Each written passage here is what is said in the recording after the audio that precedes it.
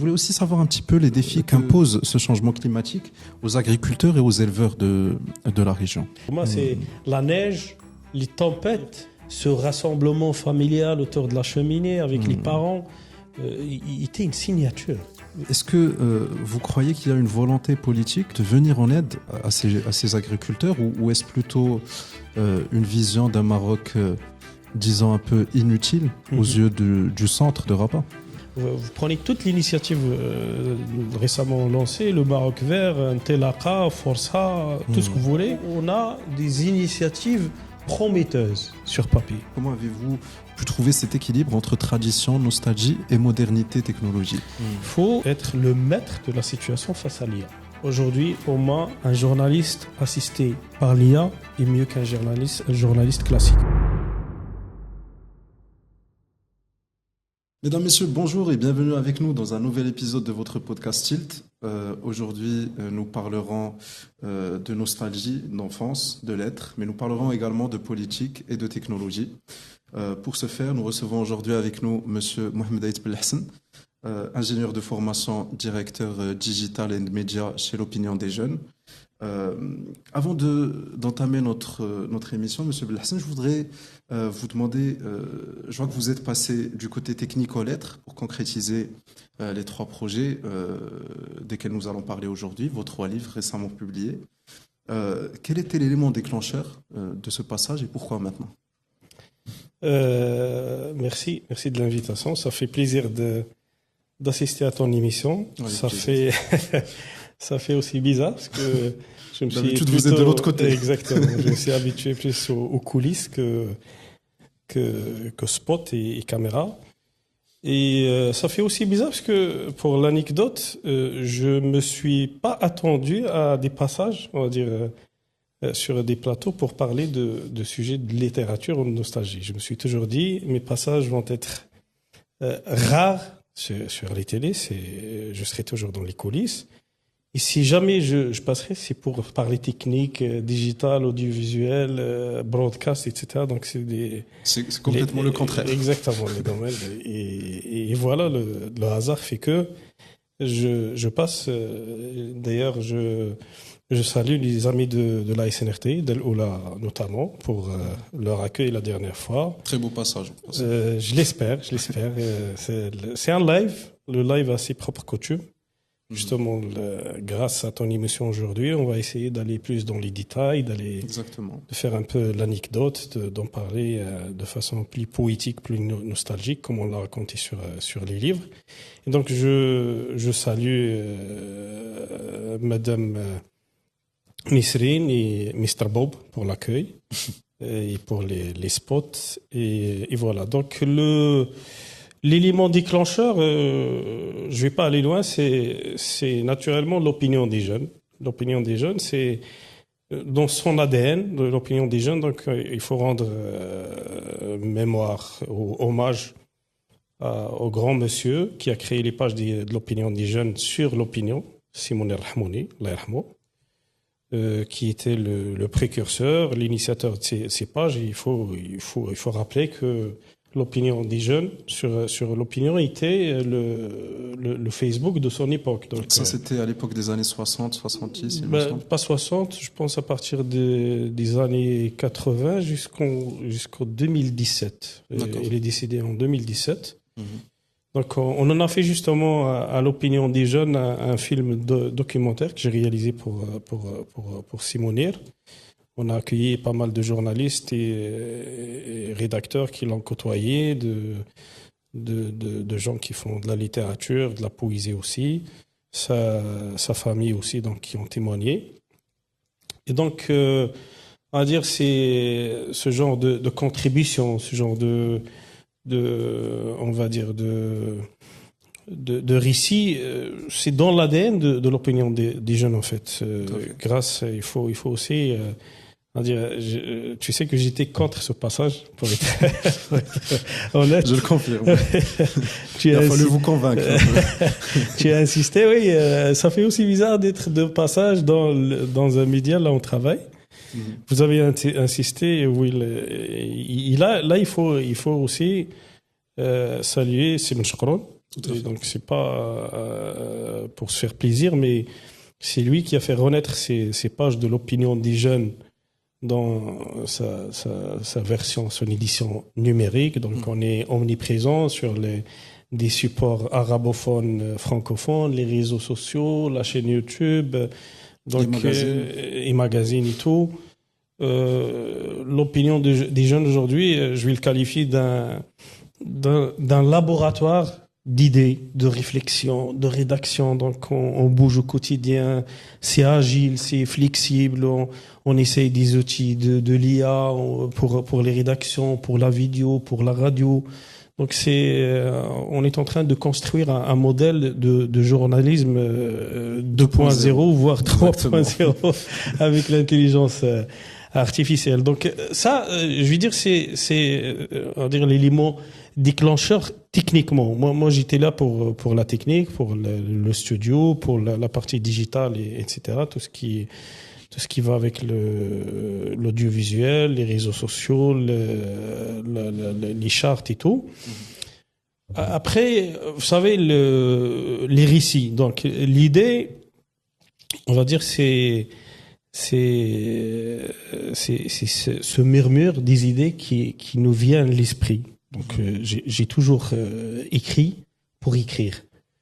Et du coup, pour rendre hommage, pour une mémoire. Donc, j'écrivais pour mon grand-père. Par exemple, j'ai une frustration que je dois assouvir tôt ou tard de mon grand-père, qui était l'un des grands combattants à la région et qui a pas eu, on va dire son vrai hommage. Par exemple, c'est mon père et mes oncles étaient contre, on va dire, aller dans cette procédure d'anciens combattants, l'association pour réclamer exactement. Ouais.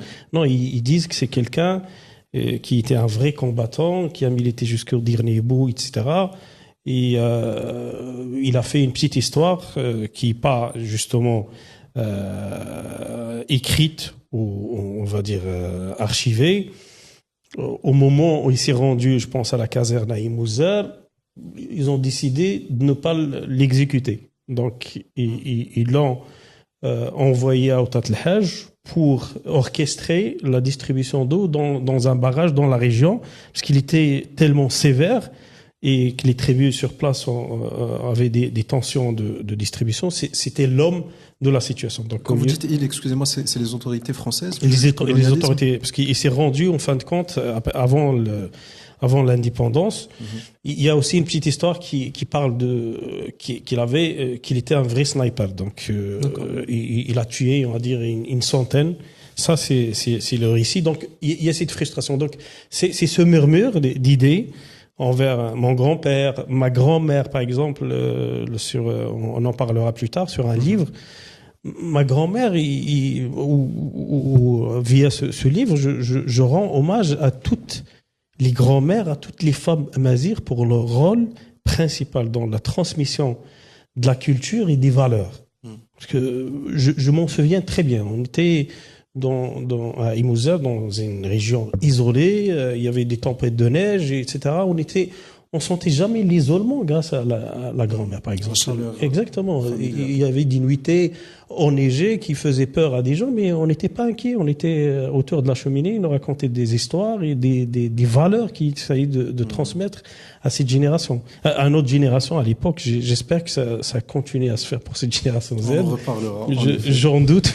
On en reparlera. En tout cas, donc, voilà les éléments, je vais pas dire les éléments déclencheurs, les éléments de réponse pour le déclenchement. Après, grâce à l'opinion des jeunes, grâce à Saïdna, justement, donc grâce donc les outils de l'intelligence artificielle, on a plus de facilité, d'accessibilité pour faire. Et il faut pas sous-estimer encore le travail fait par l'écrivain, parce que finalement, je me suis qualifié sur le JT d'Aloula d'un auteur, d'un modeste auteur 2.0. Donc, qui s'appuie sur l'IA, en fait, pour moderniser le livre. Mais l'âme du livre, il a. Parce que, exactement, il y a un travail de réflexion, il y a un travail intellectuel, il y a un travail de storytelling, donc faire on va dire le conducteur et aller dans une logique de raconter, d'essayer de convaincre, etc. Mais je veux dire, la recette ou la formule, c'est vraiment écrire pour le plaisir. Donc justement, je vois que pour vous, c'est un processus un peu sentimental. Vous êtes dans la découverte de vos racines, vous êtes un peu dans la nostalgie du passé, etc. Et pour mieux faire connaître vos œuvres déjà à nos invités, on les a toujours pas citées. Le premier s'intitule Le loup qui vit en moi. C'est un récit de votre enfance dans la nature d'Imouzer. Ensuite vient Là où la neige fend. C'est un peu votre retour après que vous avez vécu ailleurs. Et le tout dernier, c'est un hommage, le livre dont vous parlez, un hommage à votre grand-mère et aux femmes amazighes. Azeta tissait sa liberté fil après fil. Donc pour entamer cette discussion avec vous, je voulais commencer déjà par une première partie dans laquelle nous parlerons un peu de votre enfance et de votre vie à Imouzer quand vous étiez enfant. Donc pour commencer, j'ai choisi un petit passage du premier livre, Le loup qui vit en moi. C'est le 3e chapitre. Vous avez bien lu mes livres avant de... Bien sûr, j'ai fait mes devoirs. Alors, Imouzer Mermoucha, mon village natal, ne fut pas simplement le lieu où j'ai grandi, mais le creuset qui forma mon être tout entier. Dans ce petit coin du Moyen Atlas, chaque maison, chaque famille se mêlait, pour créer une tapisserie communautaire où personne ne se sentait jamais seul. Donc, pour moi, le titre principal, c'est un peu cette chaleur, cette convivialité entre les habitants d'Imouzer Mermoucha. Et pour commencer, j'aimerais vous demander comment est-ce que cette identité, ce village a-t-il façonné la personne que vous êtes aujourd'hui? Vous savez, c'est normal que ça, on va dire que ça devient une signature. C'est ma ville natale, c'est mon village en fait. C'est mon village natal et voilà, la terre où on grandit donc devient une référence en fait pour l'homme. Et justement, ce qui est frustrant aux jeunes dans l'histoire quand je raconte, c'est ce rapport nature-homme qui est en train de se casser en ce moment. Après, donc on en parlera surtout dans le deuxième livre. Effectivement, donc je qualifie mon enfance d'une enfance sauvage. D'accord. Tout court, parce que je suis né et grandi dans une maison qui juxtapose la forêt. Donc, vous êtes au grand air. Exactement. Pour moi, je me lâche dans la nature dès le premier pas. Je suis en pleine nature. On jouait dans les forêts de cèdres. On faisait les barrages pour la natation. On jouait avec les chiens. Il y avait la neige, les skis à notre façon traditionnelle à l'époque pour se faire plaisir. On faisait des trips. Donc on faisait Bouiblen, on faisait le Boulmsker par exemple, c'est une autre montagne, un autre relais. On passait notre journée à découvrir la nature. Donc aujourd'hui, quand j'y reviens, donc les forêts sont vides, sont quasiment vides. Et les enfants, les jeunes, donc la génération Z, ils sont sur leur tablette, leur smartphone. Est-ce que justement cet effet de la technologie, est-ce qu'il a atteint même ces villages un peu reculés? Malheureusement. Malheureusement, c'est le cas. Bon, les smartphones, c'est partout au monde. Je pense le dernier rapport dit que chaque foyer a 3-4 smartphones. Donc même les enfants en ont aujourd'hui, donc ils sont collés à leur smartphone et apparemment il y a une frustration de cette génération parce que ils sont grandis face à des tablettes et des smartphones où ils regardent un monde qui avance, un monde technologique, un monde 2.0, 3.0, mais la réalité amère là où ils vivent les frustre encore. Donc ils cherchent des, on va dire, des exploits ou à réaliser des choses, on va dire, qui ne sont pas réalisables. Donc ce lien que vous, par exemple, votre génération avait eu avec les lieux, avec la forêt, avec les montagnes, cet amour, cette complémentarité avec la nature. Exact. est-ce qu'on peut dire qu'aujourd'hui, elle se substitue par peut-être une haine envers ce cadre qui les entoure, qui les freine, d'après vous dire? Vous savez, cette génération est dure à décrypter, pour être honnête. Il faut pas non plus être frustré ou on va dire par leur façon ou leur mode de vie. Il faut plutôt, moi dans mes récits, je sais pas de les rendre, on va dire, une génération diabolique ou une génération qui n'a pas de... Non, j'essaye en fait de mieux comprendre à quoi pense cette génération avec des réflexions. Parce que c'est une génération qu'il faut comprendre. Sinon, il va nous échapper. C'est vrai. Et on va rien contrôler. Moi, dans ces comparaisons, en fait, c'est pas, parce que moi, je suis contre ce que j'appelle ce conflit générationnel. Parce que on a toujours, on va dire, cette envie de dire c'était mieux avant. Ça, pour moi, c'est relatif. Chaque génération a ses propres, on va dire, coutumes, spécifications. Comme on dit chez nous, exactement. Ce qui fait, moi, je dis que au moins durant notre enfance, c'était sain.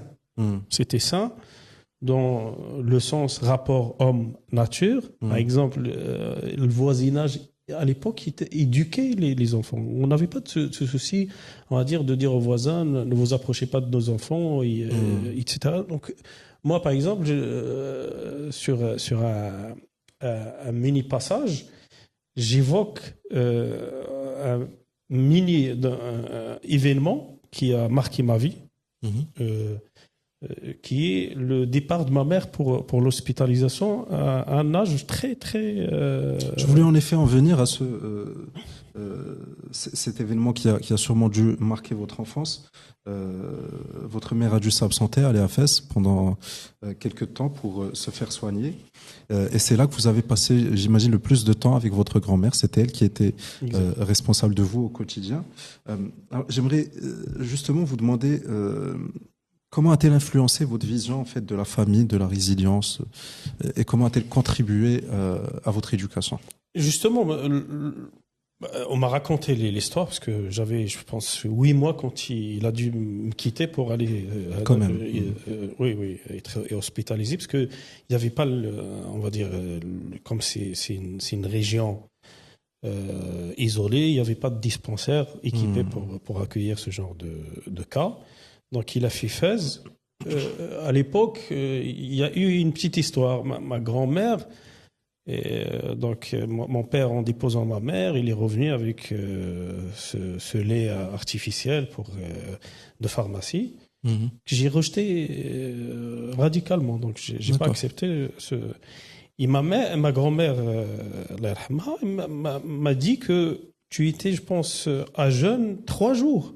Avant qu'il essaie une recette magique qui a marché, qui était le riz au lait. Donc, et quand je dis le lait, c'est le lait, on va dire comment on dit, pasteurisé, je pense. D'accord. Le lait pasteurisé, même pas le lait de la pharmacie. Exactement. Ce qui fait, ça a marqué mon histoire parce que il y avait de la souffrance. La souffrance apprend la résilience. J'étais élevé entre 4 maisons, voire 4 maisons de voisins, où je bougeais en dépassant mon premier an à l'époque. Donc moi, le sociable que je suis aujourd'hui, je pense que c'est dû à ça. Moi, je suis grandi dans 4 maisons, pas dans une seule maison. Il n'y avait pas de barrière, il n'y avait pas de frontières. Pour moi, c'était... Donc c'était un peu l'autorité de l'adulte, qu'il soit de la famille ou pas, mais avec ce souci commun de tous les adultes de bien élever tous les enfants, que ce soit les leurs ou pas. Exact.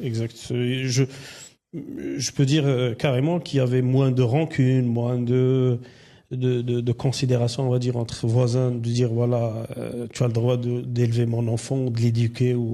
C'était open, on entrait partout, on recevait tout le monde, etc. Donc pour moi, comme on dit, donc la rue à l'époque éduquait, il y avait moins de psychopathes, moins de... Donc c'était l'intérêt collectif qui primait sur l'intérêt individuel. Exactement. exact. D'accord. Donc justement, en plus de ces adultes bienveillants qui vous ont entouré, vous parlez aussi d'un rapport avec la nature. Vous disiez que la nature vous a éduqué également. Dans quel sens? Bon, c'est ce que j'avais évoqué tout à l'heure. Donc, la nature t'apprend la spontanéité, la prise de risque. Parce que je me rappelle très bien qu'on passait des journées à prendre le risque total. Il y avait des sangliers, il y avait des loups, il y avait des serpents. Et quand on rentrait, on racontait rien à nos parents pour nous laisser encore s'évader le lendemain. Sinon, on est enfermé. Ouais. Donc, prise de risque, résilience, patience, cet esprit de découvrir, aller jusqu'au bout dans des grottes, sur des montagnes, atteindre le sommet. Tout ça dans la vie, c'est des vraies leçons qu'on apprend plus tard. C'est des challenges. Oui, exactement. Tout à fait. Donc, en plus de ça, vous parlez de vos vacances d'été. Vous les avez souvent passées à Idaln et à Eitelman. Je pense que ça doit être ça. Vous en parlez avec tellement d'admiration. Comment est-ce que cette expérience, de son côté également, a-t-elle fait de vous qui vous êtes aujourd'hui? C'est difficile à expliquer parce qu'il y avait toute la famille. Donc, on vivait à Imouzal, le centre. Et après chaque été, mon père a décidé d'envoyer la famille dans une ville, des fois côtière, des fois à Fès, des fois à Meknès, etc. On avait de la famille partout. Lui était très débordé, donc il choisissait d'envoyer notre petite famille à la grande pour aller découvrir, etc. Moi, j'ai toujours résisté à cette décision et donc j'ai choisi d'aller dans des campagnes avec la grande famille pour découvrir, on va dire, comment ils vivent. J'adorais la nature, la mère nature. Pour moi, le printemps, je suis né en mois d'avril, donc je suis façonné par la nature, par la verdure. Là où il y a la verdure, 6 mots existent. Donc, après, j'adorais aussi partir avec des bergers, voir comment ils gèrent le bétail, par exemple, à la forêt, dans les écuries, etc. L'agriculture, apprendre comment les agriculteurs font, on va dire, leur culture, etc. Donc, ces petits détails me façonnaient depuis tout petit. J'avais pas de raison. Donc, ma petite famille, ils sont à Fès, Meknès, j'ai dit Rabat, etc. Et moi, je préférais plutôt aller dans des patelins pour assouvir, on va dire, cette envie enfantin depuis tout petit d'apprendre des choses, on va dire. C'est peut-être les conséquences de cette relation intime que vous avez eue avec la nature aussi, dès un jeune âge. Oui, c'est clair. Parlons maintenant d'un deuxième volet qui est celui des défis que rencontrent les zones rurales, un volet qui fâche un petit peu. Alors là également, j'ai pu dénicher un petit passage, mais cette fois-ci, dans votre second livre, Là où la neige fond, le chapitre 4, et qui dit « Les saisons, autrefois si prévisibles, semblent désorientées. Les hivers tardent, les étés sont implacables, et les rivières se réduisent à des filets d'eau.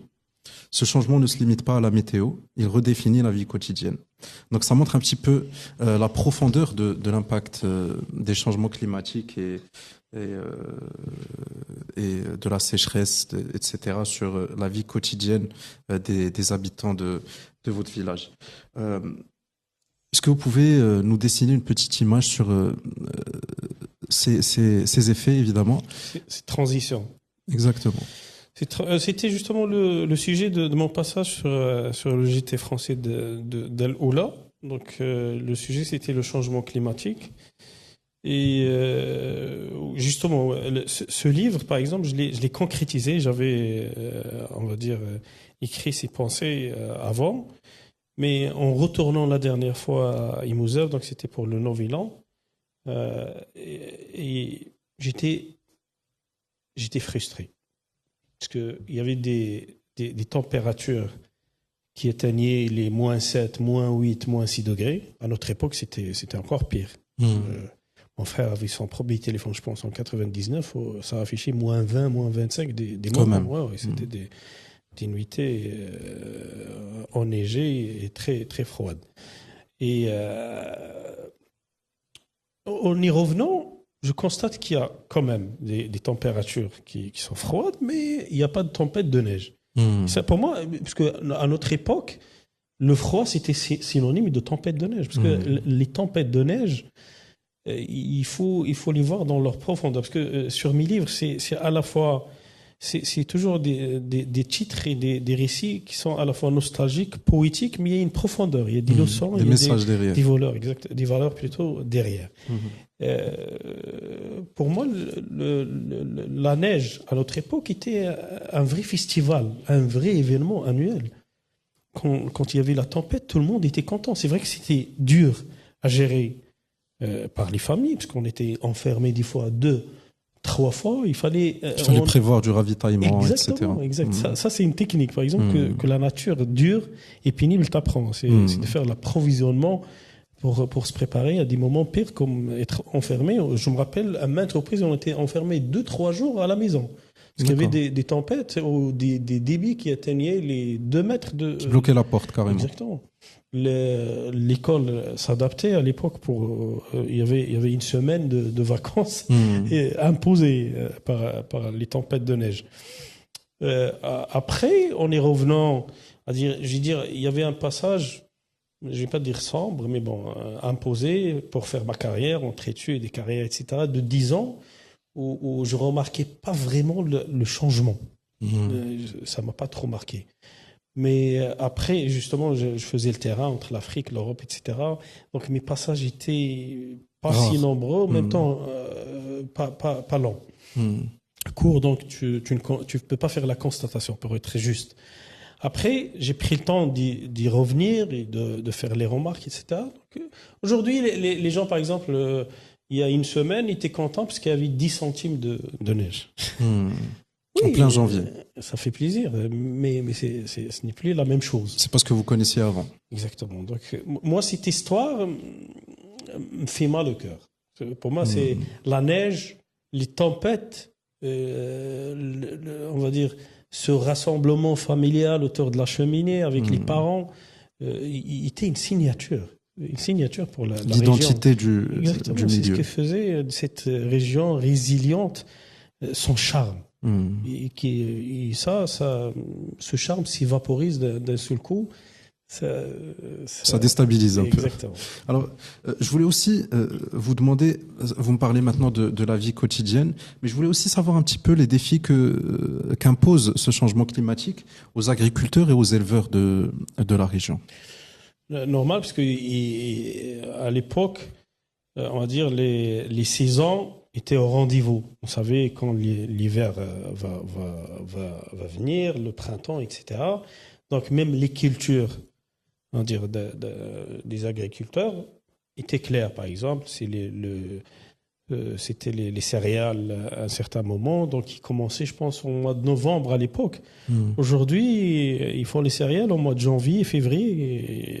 Donc il y a un décalage, il y a un changement climatique qui ne passe pas inaperçu dans la région. Il y a aussi une sorte d'adaptation. Aujourd'hui, ils essayent d'adapter l'agriculture au climat. Donc, pour tout ce qui est arbres fruitiers, etc., donc ils adaptent pour qu'ils soient mieux productifs dans la région. Moins d'eau et plus de chaleur, si j'ai bien compris. Exact, moins d'eau.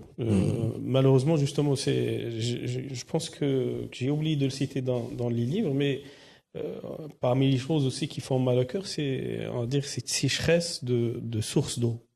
Moselle était très connu par les sources. Là où il y a la forêt, il y avait une dizaine de sources d'eau. Aujourd'hui, ils sont comptés, vraiment. La sécheresse a tout, on va dire, tué. C'est malheureux. Et du coup, oui, je disais, pour moi, les agriculteurs font un effort, mais c'est pas suffisant. Je pense que ces politiques publiques de l'État aussi, pour essayer de remédier à ce genre de situation, n'a pas vraiment servi les petits agriculteurs. Parce qu'à Moselle, il faut pas. Il y a 2, 3, une dizaine de grands agriculteurs qui vont pour la région, pour le Maroc ou pour l'export. Notamment, ils sont connus par les pommiers, par les cerises. Les cerises d'Imouzer, c'est d'une très bonne qualité. Justement, sur ce point de catégorie sociale, si je peux me permettre d'utiliser un terme un peu marxiste, mais est-ce que vous croyez qu'il y a une volonté politique de venir en aide à ces agriculteurs, ou est-ce plutôt une vision d'un Maroc, disons, un peu inutile aux yeux du centre de Rabat?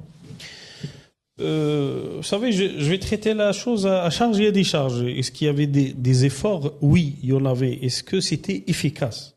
Parce que au Maroc, vous savez, on sait lancer des projets, on va dire faire l'étude avant le lancement, etc. Lancer, mais après le suivi n'est pas au rendez-vous, n'est jamais au rendez-vous. Donc, vous prenez toute l'initiative récemment lancée, le Maroc Vert, Ntelaka, Força, tout ce que vous voulez, les startups, etc. On a des initiatives prometteuses sur papier. Mais aucun contrôle ensuite. Mais le passage à l'action est toujours face à une réalité amère. Peut-être la bureaucratie, peut-être la corruption, etc. Donc, il faut voir les choses macro pour être juste. Je reviens sur le cas d'Imouzer. Pour moi, le Maroc vert n'a pas servi à grand chose, pas qu'à Imouzer, au niveau du royaume, pour les petits agriculteurs. Donc, il a servi peut-être aux moyens et aux grands, plus qu'ils ont les moyens, donc on leur donne d'autres fonds pour développer. Exactement. Il y a aussi, moi j'étais marqué par cette initiative du ministère de l'Intérieur pour redistribution des terres collectives afin d'encourager, on va dire, la jeunesse ou les agriculteurs, on va dire, avec des terres de grande superficie, de dizaines, trentaines d'hectares, donc pour investir dans ce genre de projet. Mais là, je remarque en y revenant que c'est plutôt les grands agriculteurs qui ont de l'expérience et qui ont les moyens plutôt, qui bident, qui soumissionnent aux appels d'offres. Donc il y a toujours cette notion de mieux-disant sur les appels d'offres. Alors que moi, j'aurais bien aimé ou souhaité que on va dire le ministère d'Intérieur il procède autrement. On va dire dédier, on va dire un pourcentage qui se respecte. Je vais dire 50%, 30%, 40% selon leur étude de faisabilité, parce qu'il ne faut pas non plus distribuer du terre à des personnes qui ne sont pas capables d'investir, on va dire, de l'argent. Et du coup, pour moi, j'aurais bien souhaité dédier une partie quand même aux jeunes chômeurs ou on va dire de la région, pour les aider grâce à aussi des initiatives comme Intelaka, etc., pour se lancer dans des projets. Ce qui aurait créé un effet réel dans la société. Un jeune de la région, une personne de la région, va mieux investir et investir pour le long terme. Un grand, on va dire, investisseur, il a pour une valeur qui est sûre, qui est l'argent. Donc, il investit. Il est plus dans une vision corporate. Exactement. Dans le bénéfice, peut-être que si c'est pas rentable, il va ramasser ses affaires et il quitte.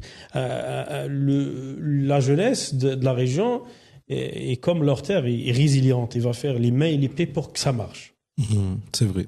Monsieur Belhassan, la conversation est vraiment fascinante sur tout ce qui est franchement enfance, nostalgie, etc. Mais on a aussi une petite contrainte de temps. Alors je préfère directement passer au volet technique. Ce qui donne encore plus de valeur à vos ouvrages, si vous me le permettez, c'est ce côté innovant que vous utilisez. Vous accompagnez chaque parution par un débat alimenté par l'IA, un débat podcast. Vous avez également la version papier et la version en ligne. Alors pour commencer avec cette nouvelle façon de faire, si vous me le permettez, pouvez-vous m'expliquer comment est-ce que les podcasts déjà enrichissent vos œuvres et quel retour avez-vous reçu à ce sujet? Oui, donc je m'appuie sur l'IA, comme je dis au début. En fait, l'IA, j'insiste sur le fait de ne pas prendre l'IA pour un élément, pour un outil réducteur de réflexion et de travail fait par un journaliste, un écrivain, et un auteur, etc. Parce que pour moi, je prends l'IA pour une assistante. J'ai une journaliste assistante qui Tout à fait. qui te me sert facilite à un peu beaucoup la de vie. choses. Exactement. C'est vrai. Et du coup, la mission principale derrière on va dire, ces différentes à la fois illustrations par les images, parce que même les images, ils sont faites à base de l'IA. Quand on regarde des montagnes, on dirait que c'est les vraies montagnes du Moselle, alors que c'est des montagnes d'IA. Conçues par l'IA, il suffit de lui raconter ou de lui bien décrire ce qu'on veut comme illustration. Le podcast et prochainement le vodcast, moi, je pense que cette génération, je pense que c'est confirmé, ce que tout le monde affirme en tout cas, c'est une génération qui n'aime pas trop lire. C'est vrai. C'est une génération TikTok, Instagram, YouTube, etc. Donc, ils préfèrent plus apprendre via une vidéo, courte de préférence. Exactement. Donc, on passe à l'exigence maximale. Donc, il faut que ça soit en plus lourd et accrocheur, sinon ils zappent. Donc cet effet de défilement, on va dire, qui pour les créateurs de contenu est tueur à la fois. Donc je n'aime pas, je zappe. C'est ce temps de concentration qui a gravement diminué. On dirait que c'est la télécommande de notre époque, la télévision qui s'implante sur le téléphone, sur le smartphone. Donc le débat podcast, c'est un outil d'IA de Google. Lancé, je pense, il y a 2 mois, et qui est impressionnant. Donc, on lui présente un document, ou un récit, un article, ou un lien. L'IA imagine un débat autour de la thématique, ou du livre. Donc, il peut te faire un débat à 2 ou 3 personnes, ce qu'on fait actuellement. Oui. Je suppose qu'ils vont faire des IA, qu'ils vont faire des émissions. On aura bientôt plus de travail. Hein. Il faut bien se préparer à ça. Donc, vous savez, les IA derrière, il y a techniquement la machine learning. Donc, au fil du temps, il a appris à faire et à améliorer, s'améliorer, etc. Aujourd'hui, franchement, la première fois où je l'ai testé pour un livre, je m'attendais pas à un tel résultat. C'était pour moi complet. J'ai écouté ça, je l'ai réécouté. C'est tout ce que j'ai dit sur le livre. C'était ce que je pense d'ailleurs. Donc, comment est-ce que c'était? Parce que finalement, il y a un travail d'IA derrière. On lui donne, c'est un four, on dirait. On lui donne de la matière, il fait son travail, etc. Donc, mais pour moi, il n'a pas falsifié des vérités. Il n'a pas exagéré à décrire des situations. Il était correct. Fidèle à la transcription originale. Je pense, durant ces premiers, on va dire, essais, on était gênés, surtout avec des articles éditoriaux de politique, etc. Des fois, il déborde. Il dit des choses qu'on n'a pas forcément dit. Donc, je m'attendais à ce qu'ils disent des choses, pas des conneries, mais il déborde. Il dit des choses que je n'ai pas dit sur les livres. Bizarrement, c'était correct, c'était précis.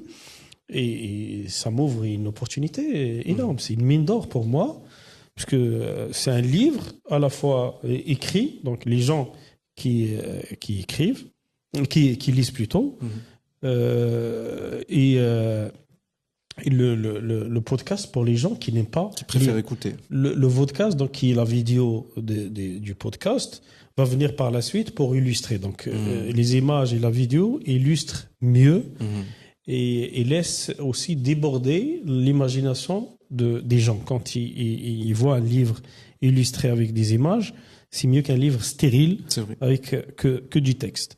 Après, je voulais juste préciser également que même la vidéo, elle est complètement générée par l'IA. Oui, exactement. Il va être généré par l'IA. On verra le résultat. En tout cas, on va faire des essais et voir ce que ça donne. Après, j'étais façonné. J'ai une nièce qui s'appelle Bsma. Donc, il me dit, j'ai lu ton livre d'enfance. Le loup qui vit en moi. Le loup, c'est l'enfance sauvage, justement, dont j'ai parlé. Il m'a dit, tu n'as pas fait aucune citation à moi. Moi, j'ai dit que ça n'existait même pas. Mais ce qui fait plaisir, c'est qu'il a lu. Il n'a pas écouté le podcast. Donc, il a aujourd'hui... Ça a pu retenir son attention. Exact. Il a dû aujourd'hui... C'est un exemple parmi d'autres. J'en ai reçu pas mal de... Par exemple, ça m'a fait plaisir que la rédactrice en chef des JT français lise le livre et revenir vers moi après son congé pour me dire que ça m'a fasciné. Là... Franchement, là, tu as le plaisir de dire, voilà, je l'ai écrit pour le plaisir, pas pour devenir, on va dire, pour faire les plateaux, pour devenir écrivain ou pour l'imprimer ou pour devant des conventions. Ça, c'est des ambitions. Je critique pas les gens qui font ça, mais l'âme du livre doit demeurer, c'est le plaisir de l'écrire. Donc, quand tu apprends qu'il est transmis aux gens, quand ils lisent, ça, c'est... Non, mais justement, parce que j'ai lu également les livres et je pense que c'est ce côté sentimental qui passe. C'est vraiment attractif, c'est original, si je peux me permettre, c'est authentique. Voilà, c'est le mot que j'ai cherché.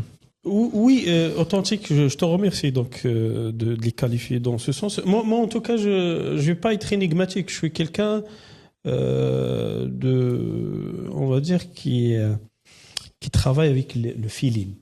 Dans la vie, généralement, même dans ma vie quotidienne, dans ma vie professionnelle, j'ai un feeling. Donc, des fois, je sens les choses qui passent pas. J'ai un réflexe qui se base sur le feeling. Quand j'en sens la chose, je me lance. Quand je la sens pas, des fois, je temporise et je comprends même pas pourquoi est-ce que je temporise. Donc, il faut dire que ça, il fait partie de mon ADN, de ma nature. Donc, c'est pas quelque chose que j'ai fait semblant sur mes livres pour transmettre une nostalgie qui n'existe pas. Non. Donc, c'est pas fictif, c'est pas D'où l'authenticité. Exactement. Donc, il faut transmettre ses vraies valeurs pour toucher, on va dire, son lectorat. Et tout à fait. Et surtout, moi, je fais ça que mon cher ami Quraish et sa génération m'excuse, mais mes livres, ils sont plus destinés. Et ça les a touchés. Et c'est quelqu'un qui a vécu à Hermomo, qui on va dire, mon livre lui a rappelé son enfance. Et ça me fait plaisir. Donc, il y a une génération qui fait aujourd'hui les 60, les 70 ans et qui me disent... qui peuvent s'identifier dans ce que vous faites. J'ai eu beaucoup d'appels après le passage à la SNRT. Vous savez, c'est une chaîne nationale sur le satellite, donc il est beaucoup répandu. Et les gens m'ont appelé, ils m'ont dit, vous êtes jeune, mais vous êtes arrivé à décrire exactement ce qu'on a vécu dans notre époque. Comme quoi il y a des choses qui changent pas. Exactement. Je vais dire, je ne sais pas si je suis la dernière génération qui a vécu.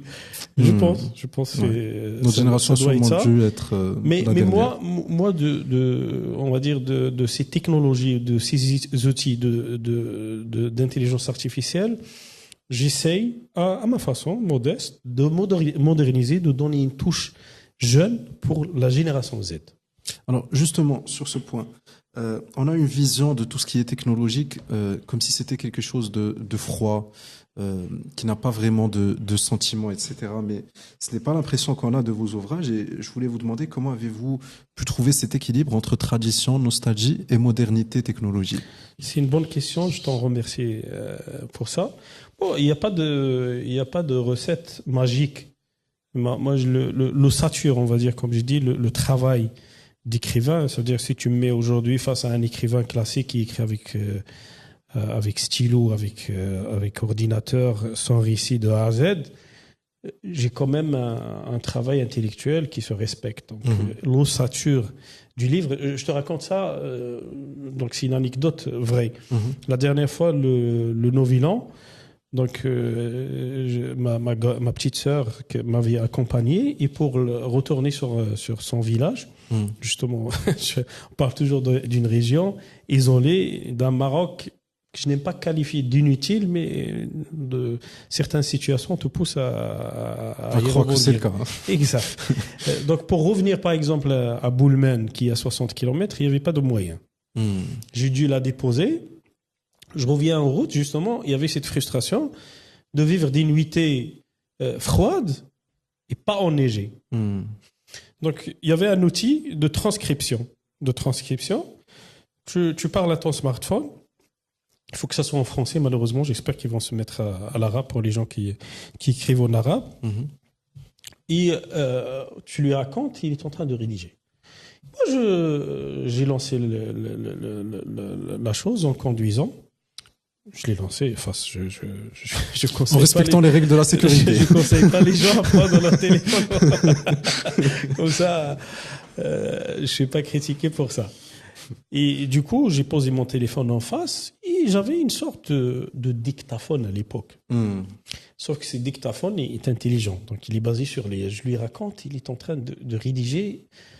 Et franchement, je l'ai totalement oublié. J'étais en train on va dire, de murmurer, de parler à ma mémoire, à mes souvenirs, etc. Et j'ai commencé, je fais passer par un sommet qui s'appelle Tishuk sur Boulmen, c'est un grand sommet. Après Boulmsker, après Bouiblen, il y a des rivières, il y a ces effets de changement climatique, on va dire. Il y a un plateau qui s'appelle Sarina qui est devenu totalement sec. Donc là, l'agriculture est presque inexistante. Ils essayent de faire des efforts justement, puisque c'est un plateau quand même dégagé, on va dire bien pour l'agriculture, mais il n'est pas fructueux. Après, en remontant, je me rappelle de ma grand-mère, de mon grand-père, de mes ancêtres, de la forêt, des animaux, etc. Je me rappelle à 40 km, j'ai arrêté mon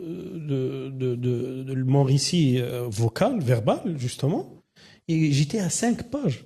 5 pages déjà justement, quand je prends Imouzer, Boulmen, il faut aller rectifier par la suite, etc. Mais au moins, et ça, c'est l'âme du livre. Donc, ça veut dire que le conseil que je donne aujourd'hui aux gens, c'est ne pas laisser l'IA faire le fond de la chose. Le fond de la chose. L'âme du livre, ou de la vidéo, de l'article. Donc, c'est un message à tous les gens qui exploitent l'IA. D'ailleurs, un article aujourd'hui sort et dit que le Marocain utilise ChatGPT presque plus que les Indiens. Oui. Le monde est impressionné. Ils disent, c'est le premier pays. Exactement. Pourquoi est-ce que les Marocains s'y mettent ainsi? Moi, je me pose la question, est-ce qu'ils sont flemmards ou ils sont assoiffés, ils veulent s'y mettre? C'est bien, pour moi, c'est pas... Mais il faut... sincèrement, je ne suis pas dans cette optique. Il faut opter pour une éthique de l'IA. Ça, c'est grand, c'est les lois, ça va freiner. Non. Il faut, on va dire, être le maître de la situation face à l'IA. Donc, je vais peut-être donner un conseil vers la fin de l'émission dans ce sens. Mais pour moi, ça c'est la formule. Il faut que tu laisses pas l'IA faire le travail à ta place. Il faut qu'il soit ton assistant. Il faut rester en contrôle. Exactement. C'est toi. Et comme ça, tu arrives à transmettre l'âme, le fond, le feeling de tes travaux, qui peuvent être un article, un document, un livre, une vidéo, et un audio, etc. Donc tout ça, tous les étages doivent, pour moi, se soumettre à cette règle d'or. Alors justement, est-ce que cet exercice que vous avez fait, cette expérience que vous avez eue à travers ces 3 ouvrages, est-ce que vous pensez que ça pourrait être bénéfique pour archiver les récits de nos ancêtres, nos récits culturels qui ne sont pas forcément écrits? Est-ce que vous pensez que ça pourrait jouer un rôle pour mieux garder cette mémoire? Je l'espère. Franchement, j'avais toujours dans mon esprit, on va dire, un projet que j'ai appelé dans ma cervelle les bougies qui s'éteignent. Où je voulais rendre hommage à ces personnes aujourd'hui décédées ou âgées, donc qui peuvent raconter l'histoire. Et si je vais le faire pour la région, pour être honnête. Il faut quand même avoir une cible ou une niche bien précise pour bien faire. Pour que ce soit réalisable aussi. Partir sur le Maroc. Je veux bien que des personnes s'inspirent, pas de moi forcément, il y a des travaux dans le monde qui ont déjà procédé à ce genre d'initiative. Mais il faut que ce soit un travail d'équipe. Exact. Mais si grâce à ce genre d'initiative, on arrive à la fois à faire renaître, à commémorer, à rendre hommage, à faire, on va dire, sortir des mémoires à l'histoire. Parce que la grande frustration, je pense, des Amazirs aujourd'hui, qu'on en parle, c'est que leur histoire n'était pas écrite. Par exemple, on en parle aujourd'hui, il y a des tensions, on parle de quand, comment, etc. S'ils ont écrit leur vraie histoire, je pense qu'on aurait dû avoir moins d'ambiguïté aujourd'hui concernant on va dire leur histoire. Et donc, je pense que ce genre de récit, justement, va permettre d'archiver, de rendre hommage, d'illustrer, de mettre en valeur, de mieux vendre notre histoire. Et éventuellement de connecter cette génération à son héritage, à ses racines. Héritage. Aussi, il faut se projeter dans l'avenir. J'ai vu un documentaire sur la dernière organisation de la Coupe du Monde au Qatar. Ils ont fait un travail culturel et intellectuel impressionnant. Oui. Ils sont revenus, c'est un état tout récent. Ils ont fait l'effort avec leur ministère de Culture de revenir sur les histoires, de l'écrire et de la mettre sous forme de musée, de tableaux, de tableaux interactifs, de vidéos interactifs au sein des musées, au sein des stades, etc. Là, on se projette dans 2030. Pour moi, il faut s'en inspirer. Exactement. C'est un bon projet, c'est un très bon projet pour faire connaître aux gens aujourd'hui un Maroc qui date depuis 12 siècles. 12 siècles, exactement. Et même bien avant avec les Amazirs. Bien avant, exactement. Alors, monsieur, je pense qu'on a fait le tour. Il me reste une dernière question pour vous et une dernière partie du premier livre, Le loup qui vit en moi, qui m'a vraiment marqué. Que vos racines vous guident toujours, mais que vos branches s'étendent bravement vers de nouveaux cieux. Alors, par rapport à ce passage, je voulais vous demander un message principal et final que vous souhaitez laisser à nos spectateurs à travers vos livres et votre parcours. Aux spectateurs, aux lecteurs, généralement, il faut, c'est un message pour tout le monde, il faut être fier de ses racines. J'avais avoir honte de ses racines, essayer d'y revenir, de comprendre ses ancêtres, comment ils ont vécu, et les petits détails de leur quotidien, c'est important parce que c'est une référence pour moi dans la vie. Ça donne, on va dire, une logique à votre vie. Donc, la descendance a une logique quand on apprend des anciennes générations. Et moi, je suis contre ce débat encore stérile de génération, de dire voilà, je coupe avec l'ancienne génération, ils n'ont rien à m'apprendre, on est sur les nouvelles technologies, etc. Non. Les nouvelles technologies se sont inspirées toujours de la nature, des ancêtres. C'est un cumul. Exactement. Donc il faut revenir. Pour la génération Z ou la génération d'avant, j'ai un message clair. Je leur dis osez,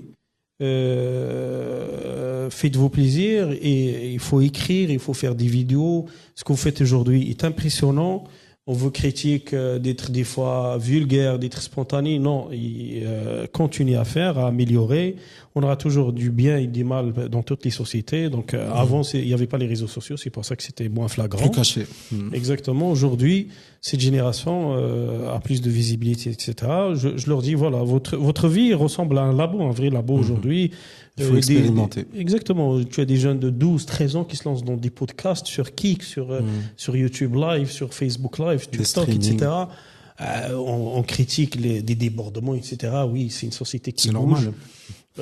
Moi, je suis pas dans la censure. Moi, je salue cette génération. Je leur dis, vous faites bien, moins bien, mal, il faut améliorer, etc. Il faut pas censurer cette génération. Personne n'est né maître de ce qu'il fait. Et exactement, il faut peut-être arrêter avec ces débats de censurer cette génération pour leur apprendre comment faire. On apprend en faisant. C'est en forgeant qu'on devient forgeron. Exactement, et chemin faisant. Il faut pas non plus que cette génération nous échappe. Donc il faut toujours, je vais pas dire la garder sous contrôle, c'est de la censure.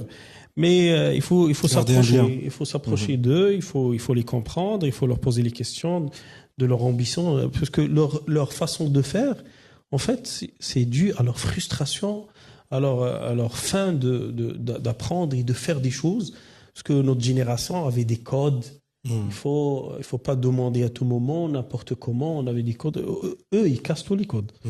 Et franchement, quand je suis face à mes neveux, mes nièces, je suis impressionné. À l'époque, il fallait demander l'autorisation à son papa pour aborder un sujet sérieux. Et quand il regarde, on risquait de se faire remballer à n'importe quel moment. Exactement, exact. Ça c'est. Après, il faut se lancer sur des on va dire des projets, ne pas oser. Il faut faire des choses bien, moins bien, etc. Et se lancer et améliorer au fur et à mesure. Donc l'intelligence artificielle aujourd'hui est à votre service. Il est accessible, gratuite, pas gratuite, moins cher. Donc ça va se démocratiser au fil du temps. Et comme j'ai dit, garder l'âme ou le fond qui est humain. Faut pas, pour moi, un message clair aujourd'hui à cette jeunesse, pour bien finir. Aujourd'hui, pour moi, un journaliste assisté par l'IA est mieux qu'un journaliste classique. Tout à fait. Un auteur, la même chose. Un ingénieur, la même chose. Un médecin arrivera à mieux diagnostiquer aujourd'hui grâce à l'IA.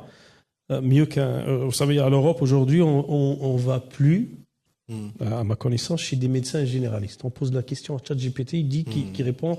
Mais donc un généraliste aujourd'hui, où les médecins n'ont plus d'excuses face à l'IA. Donc il y a l'IA, on va dire qu'on connaît tous, donc avec des requêtes basiques, mais il y a aussi l'IA profonde sur des systèmes médicaux qui arrivent à diagnostiquer, à analyser, etc.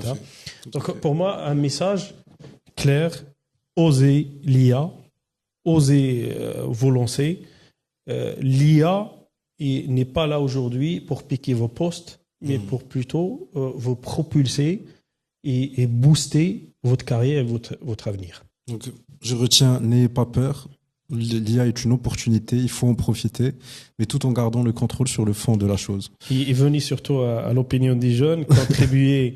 Oui, c'est un appel à contribution, c'est un appel à la jeunesse. L'opinion des jeunes aujourd'hui, et on est fiers d'y partenaires, parce que comme j'ai dit, c'est un laboratoire, c'est un espace d'une ambiance saine et positive tous les jours. On apprend tous les jours, on apprend de la politique, on apprend de l'IA, on apprend du quotidien aussi, on échange, etc.